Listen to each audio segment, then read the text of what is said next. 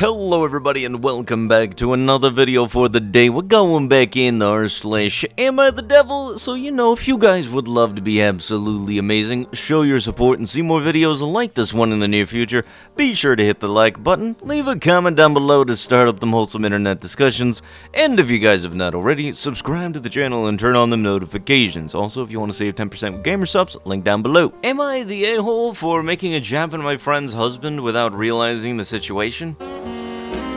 Gee, let me think. My friend 35F and I met in college and asked her to be one of my bridesmaids. I only had 3 bridesmaids coming, which included my sister, and my now husband originally had 8 because he had 2 brothers, but we cut it down to 6, so the numbers on each side don't seem too out of whack. I had been a bridesmaid to my friend's wedding 4 years ago. She lost her job last year when she agreed to be my bridesmaid and was working as a contractor when we had planned the events for. She told me that she couldn't be there for the overseas bachelorette party as it would have required her to take off time, and her time off as a contractor was unpaid. She also declined going wedding dress shopping. I was really disappointed, and she ended up only going to the wedding. I did tell her how I really wanted her to come, and I did say to her that her husband being a doctor, I would have assumed that she didn't even need to work, and she didn't want to, let alone not even being unable to take a few days off.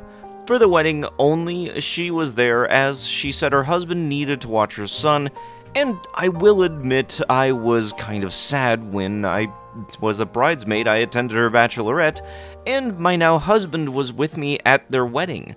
I just felt like it was a common courtesy. I posted our bridesmaids photos from the trip after the wedding, along with the wedding photos, and tagged everyone.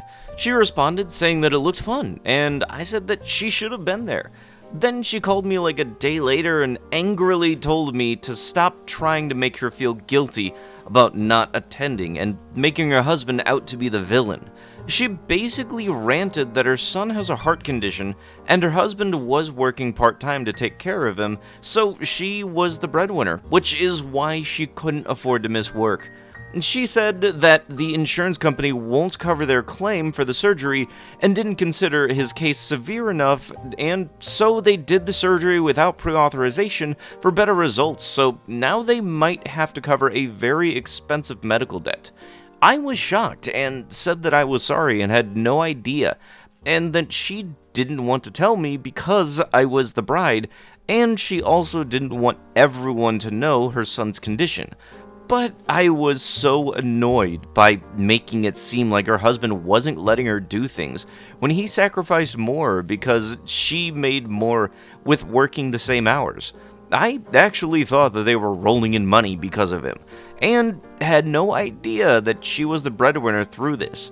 I apologized, and she said sure, and then hung up, and I'm feeling guilty, but also wondering why she didn't say something, because the whole time I felt like she didn't want to be a bridesmaid and being avoidant on purpose. And yet, meanwhile, you just assumed that your friend was rolling in money because their husband was a doctor. Yeah, no, that totally sounds like you're definitely a good character in this scenario. And when it comes to things, yeah, I bet that she would very much have loved to have been a bridesmaid, but, sometimes obligations can come ahead of things, and sometimes you just can't do anything about it. But yeah, no, just making an assumption that because her husband's a doctor, that she doesn't have to work at all.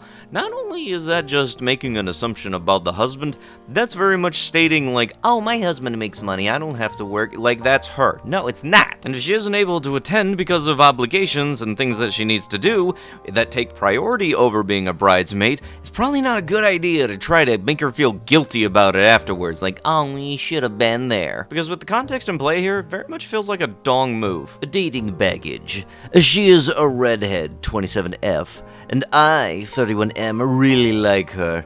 Not sure how to proceed. So, we matched a couple of days ago on Bumble, and have been talking pretty actively, and multiple phone calls. We have a first date set for this weekend. She is attractive, smart, communicates well, and we share similar values and what we want out of a relationship. She also is redhead, blue eyes, and an amazing body. Has a college degree, doesn't have kids, but is not working in her career. She also wants a family sooner rather than later. My concerns are trauma unloading. Pretty quickly, she shared that she's been essayed multiple times and this was a lot for me to deal with when meeting someone new.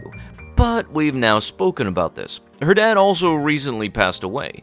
Dislikes her job in the government. She has a bachelor's in teaching kids, but is currently working on something entirely different in the government. She likes it, and her coworkers are quite awful. Does not believe in deletion at all. I want kids, but I also want to plan it. We both enjoy messing around, but I don't want to end up with a child that neither of us are ready for or expecting. She's mentioned that if she gets pregnant, she's keeping it. So, overall, despite looks and amazing personality, this is a lot for me to take in. I have a great career, I'm conventionally attractive, well-traveled, and have multiple hobbies. I'm worried about being with someone that, while they have a job, it is not a career, plus all of the baggage that comes with that. I'm so worried about her getting pregnant. I want to date and get to know her, spend some time together, but I don't want to rush things. I have a feeling she's ready to have kids in a month if everything works out. I also want a family, but I want to plan things. I'd like a progression, date for a year, travel a lot, and then if it feels right. Thoughts? How to proceed? Anybody else wondering where the crap the redhead part's supposed to come in, or is that just me? Because that part was definitely brought up only in the title, and that was it. Also on top of that, way to go stating that, oh yeah, she communicates well, I just don't like talking to her, basically. Looking back now also at the post, it kind of seems like there's things that both of you can work on. Hers with the trauma dumping, and yours with, for some reason, having your dating standards include somebody who's never had any type of horrible experience in life. My friend uses me for lewd content, and I'm secretly the customer that keeps paying her to do it. My M22 best friend F22 is a girl who I'm insanely attracted to. She only sees me as a friend though, since she is a lesbian and would never be in a relationship with a man. She confided in me that she started making content online for extra money. It's not that big, but enough to pay her rent each month on top of her normal job. She has a full-on secret Insta, Twitter, OF, etc. It came as a shock, and I asked her so many questions about it, and she briefly showed me her account while we talked about it. She then dropped the bombshell on me, and that she wanted me to help her with a video that somebody had paid for. Apparently, they were tired of the solo content. I won't get into specifics because I'm not sure the rules here, and I wouldn't do a full-on that scene since she doesn't like guys. It was more of a redacted thing. She made it very clear that she just needed this for the video, and she trusted me, but she was doing it for the money, not because she liked me, and she'd give me some of the profits if I helped her. We did it, but I also memorized her username and waited a couple of days to subscribe to her anonymously. Ever since then, I've been doing the same thing, paying her anonymously for videos that would include a guy just so that she keeps using me IRL. I feel bad deceiving her, especially since she's giving me back some of my own money. Edit! Came back here to just vent about the lie. To all of you chronically online warriors trying to make it 100 times worse or ignoring the context, just leave. You can give me dookie for lying and being a bad friend, but for those of you trying to take it as far as these two things, touch grass and save your breath, I genuinely don't care about your take when you're taking it that far. She is in control of doing stuff or not. She is not reliant on the money. She doesn't hate it and is being forced to do it. Chill out. She doesn't even consider it anything like that. Just more like a normal lie, which is why I'm considering telling her. She is not as delusional as some of you are. Not sure how/where I'm supposed to do an update, cause nobody would see it on my own page. But then this post will have ran its course, so I don't know, but I won't promise one. But thanks for all the support. Y'all flooded my DMs offering to help, LOL. I can't respond to you all, but I'm good. Thanks for the people who understood the weird gray area, or even negative people who weren't insane. Maybe I'll be back in a couple of days, maybe not. Don't you just love it when somebody does something absolutely horrendous? People say, hey, that's probably a bad thing, and then you double down and saying, no, you're not in the wrong, I'm perfectly fine. Yeah, no, here's the thing, tell her, find out what happens when you F around. Because I'm fairly certain using somebody like that is like the fastest way to get somebody to never want to be within a 2-mile radius of you. And you can absolutely guarantee that this will be something that she tells people that that are familiar with her type of content that she is making of the OF variety. Dude really out here wondering how people will find out or how she will find out. Well, first off, if you don't tell her, there's a good chance, like one of the comments said, that this will get posted around on Reels, Shorts, TikTok, or, YouTube. Hi! My 36M husband of 5 years says that I, 39F, am redacted abuse word, and I'm not sure I agree. Is flipping off your husband considered that? I am nowhere near perfect, and free to admit that I have a temper, and I have been consistently working on.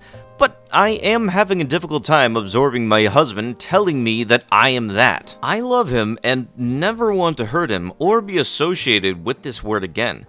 So I feel I need outside perspective to help me accept that this is true. Or is my husband wanting to win an argument? I grew up in a yelling house. My first marriage was a yelling marriage. And I know now that yelling and chaos is where and how I perceive love, which is insane, but I want to acknowledge it here for context. When I feel unheard, I scream. I'm a small person at 5'1", and have felt dominated by men a lot of my life, so I think I scream to feel heard. There is no name calling, but I understand it is traumatizing, so I have been working on myself for years in a genuine attempt to change. The first time my husband told me that I was that was because of my screaming. Several years ago, I said F you in an argument and quickly learned that is 100% not okay. So I do keep that at the forefront of my mind so I do not say it and hurt him again. Last night, out of pure frustration, I double flipped my husband off and was told for a second time that I am that.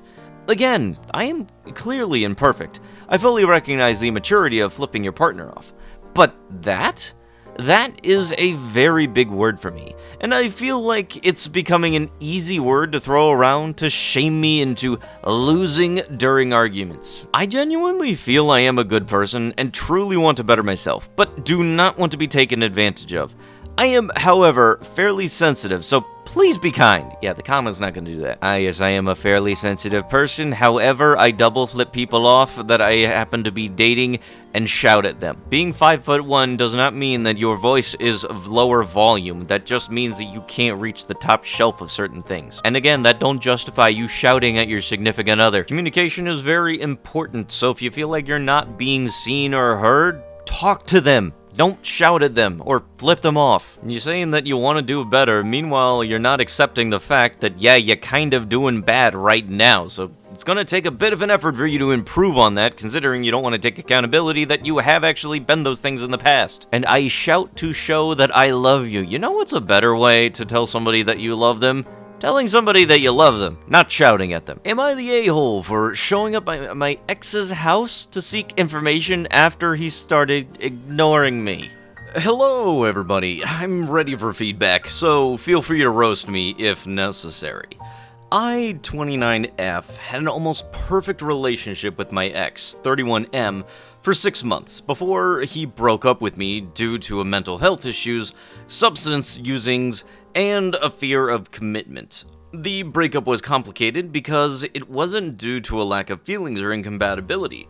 We were close and on good terms. I left the country for a few months and only tried to contact him twice before going into no contact. 2 weeks ago, after returning, I casually texted him to see if he would be up for a drink. He didn't respond, but he watched my Instagram stories. I let the weekend pass and then sent a second message and called him, emphasizing that I didn't want to be intrusive. but I was genuinely interested in hearing how he was doing. I also made it clear that I'd be happy to hear from him whenever he felt ready. Still, no response. Instead, he did something odd. He's not usually active on social media, but he posted a couple of things seemingly knowing I was waiting for a reply. I know that this isn't ideal, but have struggled with depression myself in my early 20s. I understand that people can act strange sometimes, but I shouldn't take it personally. However, I felt disappointed, not just as an ex, but as a friend. And I wondered about the sudden shift in our dynamic. We never fought, and there's no unresolved tension from the breakup. I couldn't even handle it if he was seeing somebody else. I'm not sure what changed in my mindset, but I decided to write him a message and show up at his place to figure out what was going on. Obviously, he didn't open the door and refused my call. Still, I calmly expressed my concerns and asked why he had suddenly gone silent. It might sound pushy, and maybe it was, but I had respected all of his prior requests and didn't feel respected being ignored in return. When faced with silence, I didn't want to be left in a situation where he might reappear a month later explaining his disappearance. I know there's a world where I should have just let it go, but I couldn't. I both wanted to know and also did not feel like it was okay to ignore me. Lastly, while I don't care too much about my crushed ego facing a closed door, lol, somewhere it was also about maintaining a sense of agency, if that makes sense.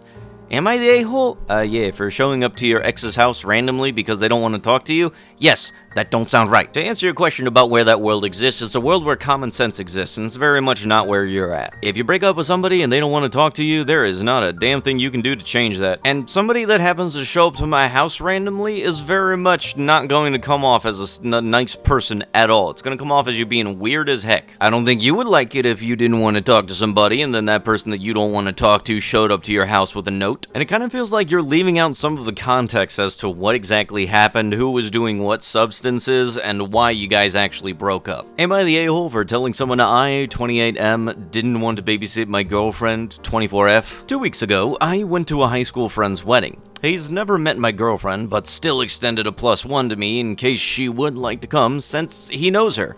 I didn't even bother mentioning the +1 to her because I knew she wouldn't want to go. She knows nobody there except for the one girl she met one time, Lily, and Lily's boyfriend. Okay, so there were 2 people there.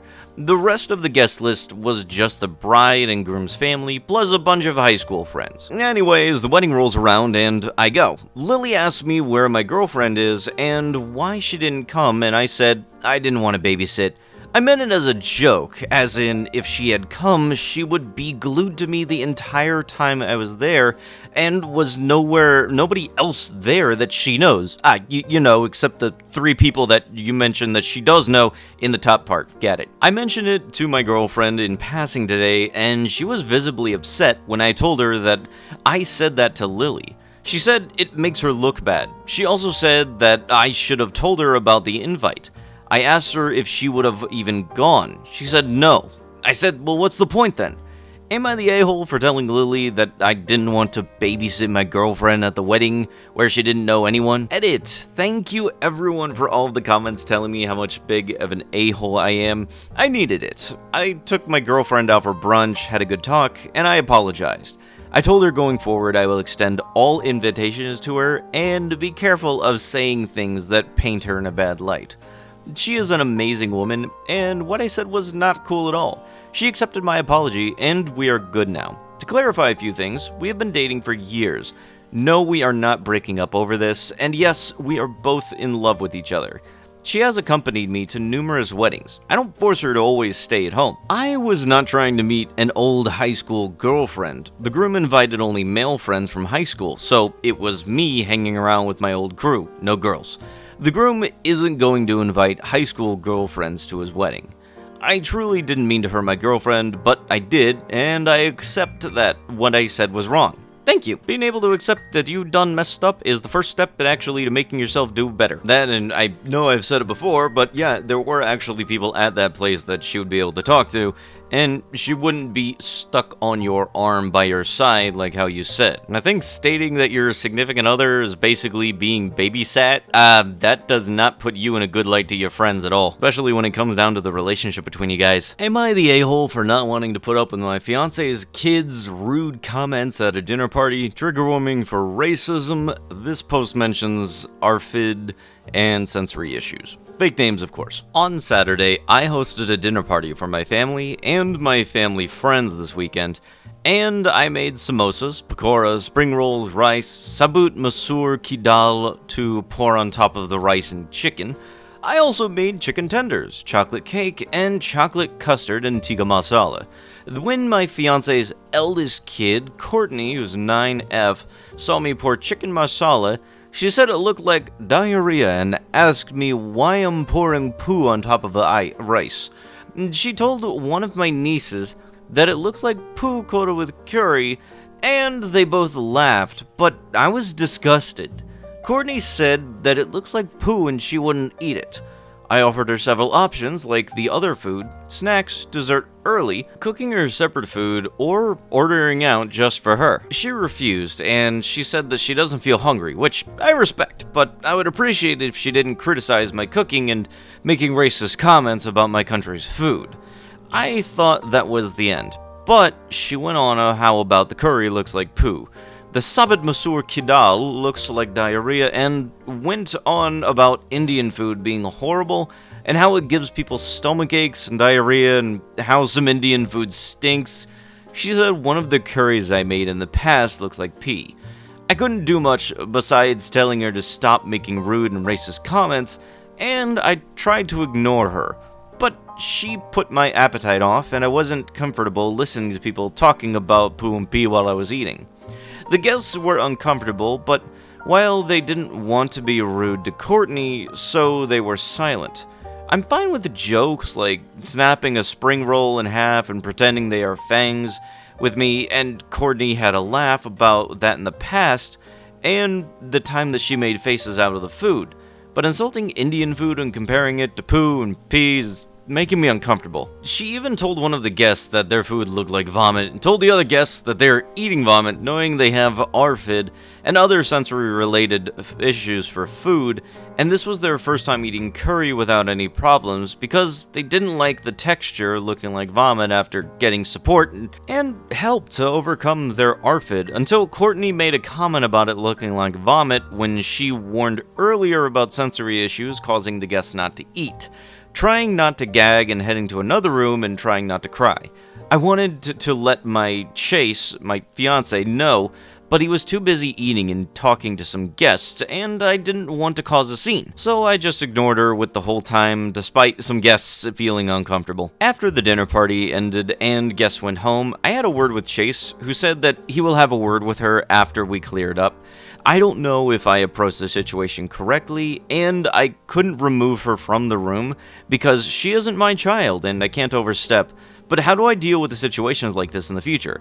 TLDR, my fiance's child, 9F, criticizes my cooking and makes the guests uncomfortable, purposely triggers one of the guests' ARFID. This I actually did not know beforehand. I did not know ARFID existed, but it stands for Avoidant/Restrictive Food Intake Disorder. I kind of think that probably should have been a story or some kind of scenario you should have brought up with their parent before they started going around and making everybody uncomfortable.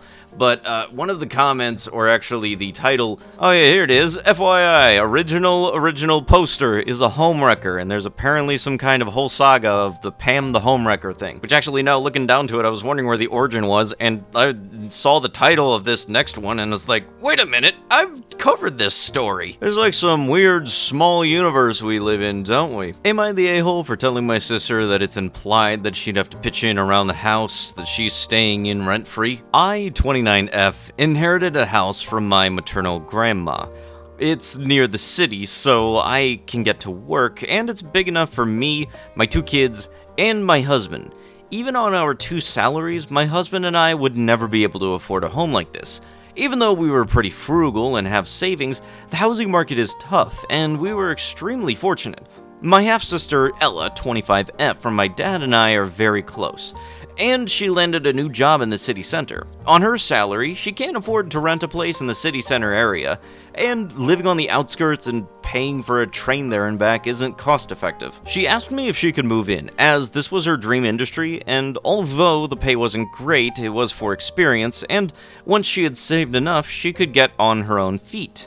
Ella got laid off around Christmas, and had been trying really hard to find work, so I offered her the guest bedroom, and she said that she'd help out around the house. She's been here a month, and been busy with her new job. I've asked her occasionally to help out, make dinner, or put the kids to bed if me and my husband are running late, and it's been fine so far. I asked her on WFH Day to pick up my youngest from school, as their nurse said that she was sick. I couldn't reach for my husband, and there was major train delays so it would take me at least an hour, and my house is a 5-minute walk from my kid's school. Ella texted me back to say that she was working, but she'll try and pick up her niece when her meeting finished. I got upset. My daughter was sick, and Ella said that she would try and pick her up after the meeting. I called her to tell her boss that she needed 20 minutes to pick up her niece after a family emergency, and then she would continue. Ella argues and that she still had to work for the rest of the day, and she didn't have time to babysit her niece. I told her that I expected her to help around the house when she moved in, and she said that she wasn't free labor. There's tension in the house now, and I wanted a second opinion. ETA, I didn't call her boss. I asked her to call her boss and ask. Oh yeah, don't you just love it when somebody says they'll help around the house? No, that doesn't mean you'll just do the dishes every once in a while, take the trash out, general house cleanliness kind of thing. No, that means if I happen to say that I need for you to do something, I need for you to be able to drop what you're doing regardless of you're actually working or not. By the way, working at home is still working, and go take care of my kids for me. And she did say that she was up for picking them up from school, it just couldn't be right at that very second, but apparently you had a problem with that. Am I the a-hole for not spoiling my 25F girlfriend 24F on her birthday? So I, 25F, have been dating my girlfriend 24F for a little over a year now. Generally, we get along really well, but there is one area where we seem to clash. How we both show appreciation for each other. I'm not really into celebrating birthdays, including my own, and I've always seen them as just another day. I believe that love and appreciation can be shown in everyday actions rather than on social occasions. I've also had some really rough experiences on my birthday, so I'd be happiest not addressing them at all. But I'd push through because I'm trying to be a good girlfriend. Leading up to my girlfriend's birthday, she kept dropping hints about how she wanted it to be a special day, like a celebration with gifts, a party, and all the usual fanfare. I heard her, but honestly, I was in the mindset that we could just have a nice dinner together, maybe a movie night, and call it a day. When her actual birthday rolled around, I planned a nice evening dinner at home and cooked her favorite meal. But I didn't get her any gifts or a big celebration because, to me, the dinner was the main event. It's a kind of a gift, and she said that she'd be happy with any sort of gift that took thought. I took care and made the meal exactly how she likes it, and even bought her a card. When she walked in and saw the setup, she got really excited. It was adorable. But when we finished and I started to clean up and started heading to bed, I could see her expression change. I think she was expecting something more because she burst into tears and told me that she felt unappreciated and that I didn't care about her birthday at all. I was taken aback because I thought that I had shown her that I cared with the effort I put into the dinner. I tried to explain my perspective, but she was too upset, and it turned into a big argument. Now she feels hurt and disappointed, and I feel terrible for not meeting her expectations. But I genuinely thought that I was doing something special. Plus, we're low on money, and doing sort of free gifts she mentioned, playlists, mood board, poetry, isn't exactly in my wheelhouse. Yeah, but it's not your birthday, it's her birthday. And the way that things were worded, you're making it seem like the special occasion was you making your significant other a meal or, making something tasty. But isn't, doing stuff for each other generally supposed to be a thing that's just the relationship's constant. In a nutshell, what you did for her birthday was no different than a stay-at-home date night. Nothing of significance whatsoever, no cake, no nothing, just here's dinner and a card. If you don't really think much of your own birthday, that's perfectly fine. Like, I celebrate my friends' birthdays more than I do my own just because people remind me that my birthday's coming up, and my first thought is, oh yeah, it is coming up. I still think that like a cake and a little bit of a tiny present or something that they like could have been very nice, like a little Funko Pop, maybe a little collectible, something from a show that they like, makes you think, hey, I remember that you like this. But with that is going to have to be with the video. If you guys would love to be absolutely amazing, show your support, and see more videos like this one in the near future, be sure to hit that like button, leave a comment down below to start up them wholesome internet discussions, and if you guys have not already, subscribe to the channel and turn on them notifications. And I'll be sure to see you guys in the next one. Thank you so much for watching, and bye-bye!